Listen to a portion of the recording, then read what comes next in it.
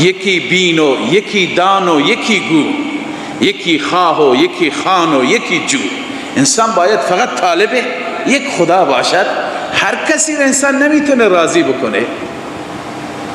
الله تعالی در آیات آینده هم میگه ما جعل الله لرجل من قلبین فی جوفه، در جوف یک انسان، در درون یک انسان خدا دو قلب نگذاشته که هم عقیده توحیدیه را بخواهی داشته باشی، هم اونها را مسیحیان و یهودیان را هم بخواهی راضی بکنی.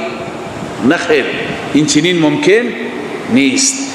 لذا الله می فرماید و توکل علی الله، اگر از عواقب می ترسی، از خطرات می ترسی، توکل بر خدا بکن. و کفا بالله وکیلا، الله کافی هست از نظر کارساز.